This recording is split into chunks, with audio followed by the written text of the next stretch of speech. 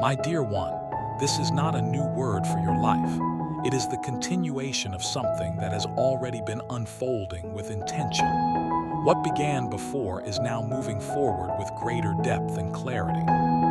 You may not have seen clear signs yet, but shifts have already been made behind the scenes.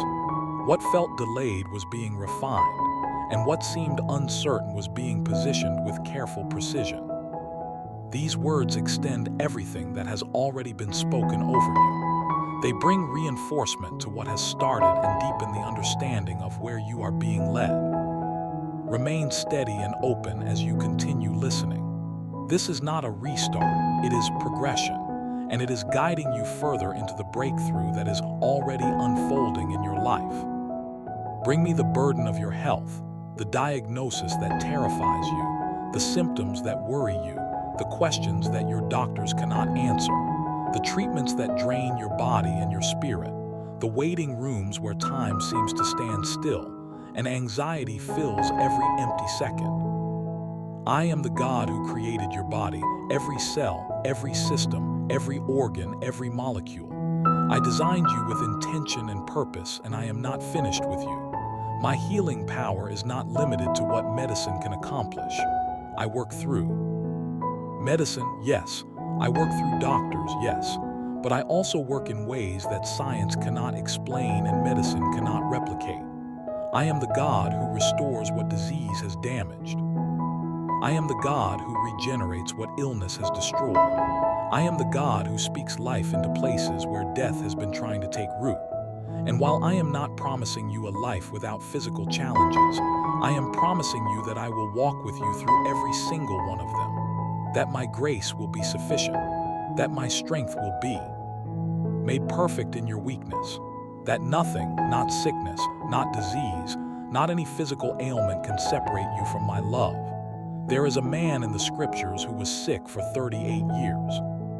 38 years of waiting beside a pool of water, hopping for a chance at healing that never seemed to come. 38 years of watching others get better while he stayed the same. 38 years of disappointment, of near misses, of hopping and then losing hope and then hopping again.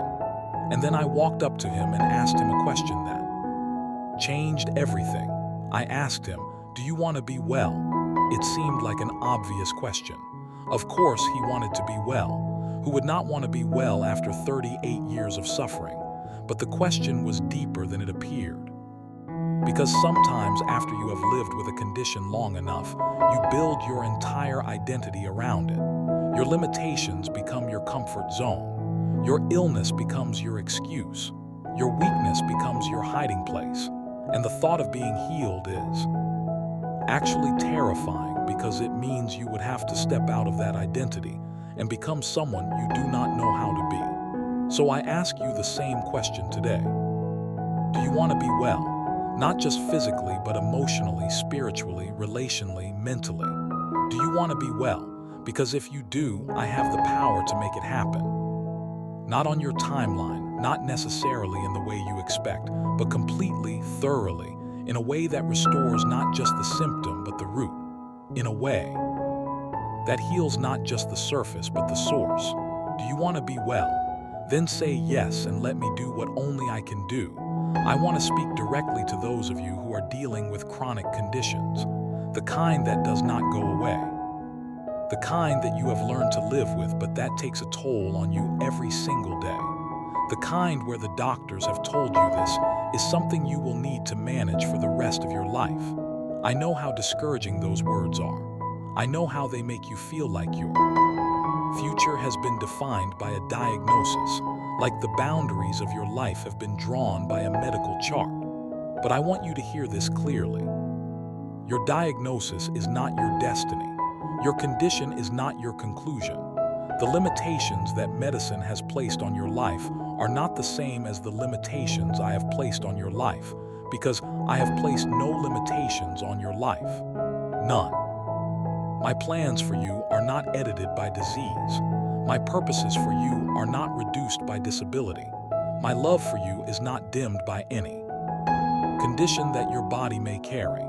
And while I may not remove every physical challenge from your path, I will give you the grace to walk that path with dignity, with strength, with purpose, and with a joy that defies the limitations your body tries to impose on your spirit.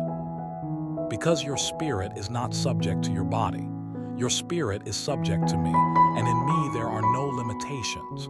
Bring me the burden of your past, the things you have done that you wish you could undo, the words you have spoken that you wish you could take back, the decisions you have made that led you down paths you never intended to travel, the relationships you damaged through selfishness or immaturity or pain that you had not yet healed from, the opportunities you missed because fear held you back, the seasons you wasted because you were running from me instead of running to me.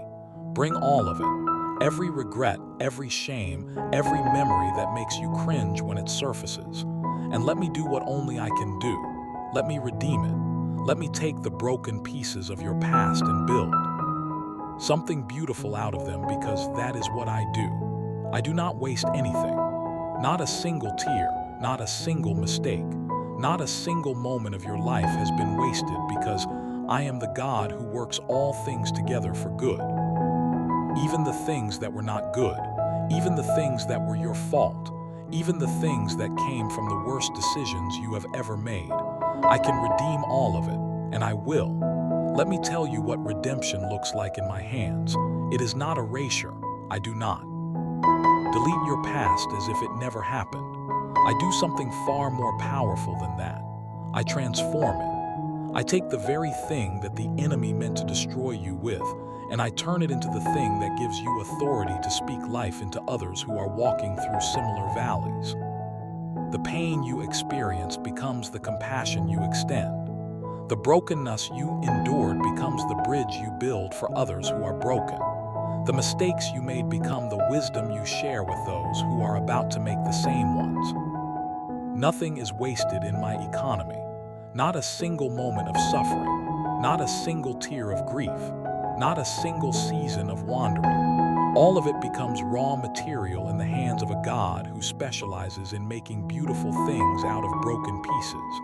And the most stunning part of my redemption is this: the finished product is always more beautiful than the original would have been if it had never been broken. Because there is a kind of beauty that only comes through brokenness, a kind of strength that only comes through weakness, a kind of wisdom that only comes through failure. And that beauty, that strength, that wisdom is what I am building in you right now. Come to me with your worries. Every single one of them. The worry about your children. Are they safe? Are they making good choices? Are they going to be okay?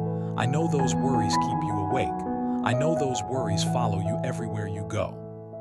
I know that no matter how old your children are, you never stop worrying about them. And I want to tell you something that might surprise you. I love your children more than you do. I know that seems impossible. I know that your love for your children feels like the most powerful force in the universe. And it is powerful, but my love for them is deeper, wider, stronger, and more fierce than anything you can imagine. And I am watching over them every moment, every step, every decision, even the decisions that break your heart, even the choices that make you cry. I have not taken my eyes off your children for a single second, and I have plans. For them, good plans, plans that include their redemption, their restoration, their growth, and their flourishing. So when you worry about your children, bring that worry to me and let me carry it, because they are safer in my hands than they could ever be in yours. The worry about your future, what is going to happen, where is this all heading? Will things get better or worse? Will you have enough? Will you be okay? I understand the anxiety that comes from not being able to see around the corner.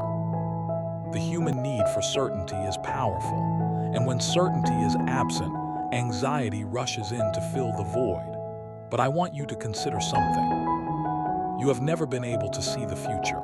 Not once in your entire life have you known with certainty what the next day would bring. And yet, you are still here. You survived every unexpected turn. You made it through every surprise storm. You are still breathing after every curveball that life has thrown at you. And do you know why? Because I was there, in every moment you could not predict, in every situation you could not plan for, in every crisis you could not prevent. I was there, and I will be there. In every future moment that you cannot see, you do not need to see the future to be at peace. You just need to know the one who holds the future, and you know me. So rest. I will give you rest. This is not a suggestion. It is a promise. And my promises are not like human promises. Human promises are made with the best of intentions but are limited by human ability. I promise to be there for you, but something comes up and I cannot make it. I promise to help you, but I do not have the resources to follow through. I promise to love you forever, but my feelings change and I walk away. Human promises are fragile because humans are fragile, but I am not fragile. I am eternal. I am unchanging. I am all-powerful. And when I make a promise, the full weight of my nature stands behind it. So when I say I will give you rest, I mean it. Not theoretically, not in some distant future. I will give you rest in this season, in this chapter of your life, in the middle of whatever you are facing right now. Rest is not something you have to wait for until all your problems are solved. Rest is something you can experience right now in the middle of the unsolved problems, because rest is not about circumstances. Rest is about me, and I am available to you right now. The rest I give is different from anything the world offers. The world says rest comes from the absence of problems. Remove the stressor and you will find peace. But I say rest comes from the presence of a person, my presence. Because when I am with you, when you are consciously aware that I am right beside you, something shifts inside you. The problems do not disappear, but their power to control your emotions diminishes.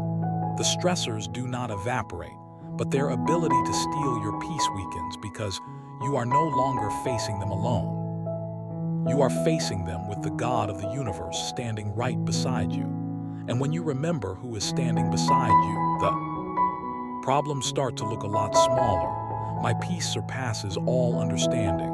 Do you know what that means? It means that my peace does not make sense. It defies logic. It contradicts reason. It does not fit into any human framework of how emotions are supposed to work. You should be falling apart, but you are standing. You should be panicking, but you are calm. You should be drowning in anxiety, but you are breathing deeply. And people around you will look at your life and wonder how you are doing it. They will see the storms you are facing and wonder why you are not destroyed. They will hear about the pressures you are under and wonder why you are not crumbling. And the answer is something they cannot understand because they have not experienced it. The answer is my peace, supernatural peace. Peace that comes from a source beyond human comprehension, peace that operates on a frequency that the natural mind cannot tune into. This peace is available to you right now, and it will guard your heart. It will stand watch over your emotions, intercepting fear before it takes hold, blocking anxiety before it settles in, deflecting despair before it gains a foothold. And it will guard your thoughts. It will protect your mind from the toxic patterns of thinking that have been poisoning your peace, the catastrophizing, the ruminating, the spiraling. My peace will stand guard over all of it and keep your mind anchored in truth. I want to explain something about how my peace works in practical terms, because I know that the concept of supernatural peace can feel abstract when you are in the middle of a very real, very concrete crisis. My peace does not remove the awareness of your problems. You will still know that the bills are due. You will still know that the relationship is strained.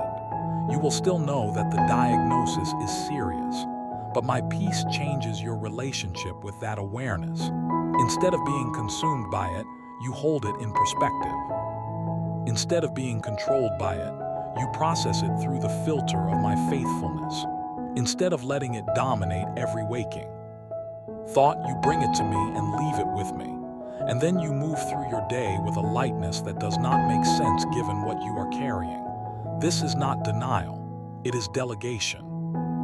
You are not pretending the problem does not exist. You are transferring the weight of the problem from your shoulders to mine. And the moment that transfer happens, the peace floods in. Not because the problem has been solved, but because the problem has been placed in the hands of the one who has never failed to solve anything that has been entrusted to him. I have also placed my peace in certain rhythms of life that I want you to pay attention to. The rhythm of rest after work, the rhythm of silence after noise, the rhythm of stillness after movement, the rhythm of gratitude after struggle. These rhythms are not arbitrary, they are designed. I built them into the fabric of creation because I knew that human beings would need regular patterns of withdrawal and restoration to maintain their peace. But the world has disrupted those rhythms. The world has told you that productivity matters more than peace, that hustle matters more than rest, that noise matters more than silence. And you have been living according to the world's rhythms instead of mine. And the result has been a soul that is out of sync with its creator, a heart that has forgotten how to be still, a mind that has lost the ability to quiet itself. I am inviting you back into my rhythms, the rhythm of coming to me regularly, not because you need something from me, but because you need me, the rhythm of being still and knowing that I am God, the rhythm of breathing deeply and remembering that the breath in your lungs is a gift from the one who loves you. These rhythms will restore your peace, not overnight, but gradually, consistently as you align your life with the patterns I designed it to follow. But this peace requires cooperation from you. It requires that you choose what you focus on, that you discipline your thoughts, that you refuse to let your mind wander into dark territories. When I have provided green pastures, I am not asking you to pretend that problems do not exist. I am asking you to process those problems through the filter of my character rather than the filter of your fear. When a problem arises, your fear says this is going to destroy you. My truth says I will never leave you or forsake you. When a challenge appears, your fear says you are not strong enough. My truth says my power is made perfect in your weakness. When uncertainty looms, your fear says the worst is coming. My truth says I am working all things together for your good. The peace I offer does not come from ignoring reality. It comes from interpreting reality through the lens of who I am, and who I am changes everything. I want to tell you about the walls I have been building around your mind. Because the battle you are fighting is not primarily a battle of circumstances. It is a battle of thoughts. The enemy knows that if he can control what you think, he can control how you feel. And if he can control how you feel, he can control what you do. So, he targets your mind. He fires lies at you like arrows. You are not enough. You are too far gone. God has forgotten you. This situation is hopeless. You will never recover. It is too late for you. And every lie that you accept becomes a brick in a prison wall that the enemy is building around your mind. But I have been dismantling that prison. Every truth you receive from me is a hammer that breaks through those walls. Every promise you believe is a key that unlocks another cell door. Every moment you spend in my presence is another section of that prison being torn down. And the refuge I am building in its place is not a prison. It is a fortress. The difference is this. A prison is designed to keep you trapped. A fortress is designed to keep you safe. And the fortress I am building around your mind is impenetrable to the enemy's lies when you choose to dwell within it. Let me tell you about the specific lies that I am dismantling in your mind right now. The lie that says you are alone, that no one cares, that if you disappeared, no one would notice. That lie is directly contradicted by the truth that I have engraved your name on the palms of my hands. That you are never out of my sight. That my thoughts toward you outnumber the grains of sand. The lie that says your situation is hopeless, that nothing will ever change, that you are stuck forever. That lie is directly contradicted by the truth that I am the God who makes all things new. that I specialize in turning impossible situations into testimonies, that the same power that raised the dead is alive and active in your life right now. The lie that says you are too damaged to be used, that your past disqualifies you from your future, that your mistakes have canceled your purpose. That lie is directly contradicted by the truth that I use the foolish things of this world to confound the wise, that I chose the weak things to shame the strong, that some of the greatest stories of transformation in history began with the biggest failures. Every one of these lies is a brick in the prison that the enemy has been building around your mind. And every truth I speak is a wrecking ball that brings those walls crashing down. So receive my truth. Let it penetrate past the surface of your intellect and sink into the deep places of your heart where the lies have been living. Let my truth displace every lie, every distortion, every half-truth that has been masquerading as reality. And in its place, let a fortress of truth be constructed that will protect your mind. For the rest of your life, I also want to talk about the specific thoughts that have been tormenting you. The thought that replays your worst moments on an endless loop. The thought that imagines every possible negative outcome for every situation you are facing. The thought that compares you to everyone else and always finds you lacking. The thought that accuses you of being a fraud, of not really being who people think you are, of being moments away from being exposed. These thoughts are not random, they are strategic, they are carefully crafted weapons designed to keep you in a state of mental captivity, and they have been effective. They have kept you from pursuing opportunities that I prepared for you. They have kept you from entering relationships that I designed for you. They have kept you from stepping into the calling that I placed on your life before you were born. But their effectiveness ends now because I am teaching you to recognize these thoughts for what they are. They are not your thoughts. They are the enemy's thoughts that have been planted in your mind and disguised as your own. And once you learn to identify them, once you learn to distinguish between my voice and his power over your mind evaporates. Because a lie only has power when it is believed, and a lie that has been identified as a lie cannot be believed anymore. It can be heard, but it cannot be believed. And that distinction, the distinction between hearing a lie and believing a lie, is the difference between captivity and freedom. I want to give you a tool that will transform your thought life. When a negative thought enters your mind, do not try to suppress it. Suppressing thoughts gives them more power, not less. Instead, replace it. Counter it with truth. When the thought says you are not enough, respond with the truth that I have called you chosen and precious and mine. When the thought says nothing will ever change, respond with the truth that I am the God who makes all things new, and that change is already in motion even if you cannot see it. When the thought says you are alone, respond with the truth that I have promised to never leave you or forsake you, and that my promise has never failed. This is not positive thinking. This is spiritual warfare. You are taking the sword of the Spirit, which is my word, and you are using it to cut down the lies that have been strangling your peace. And every time you do it, every time you replace a lie with truth, the lie gets weaker and the truth gets stronger.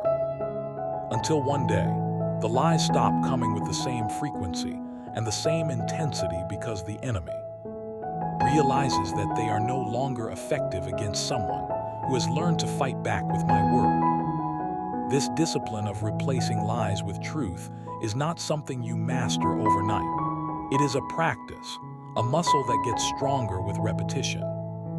There will be days when the lies come so fast and so furious that you feel like you are losing the battle.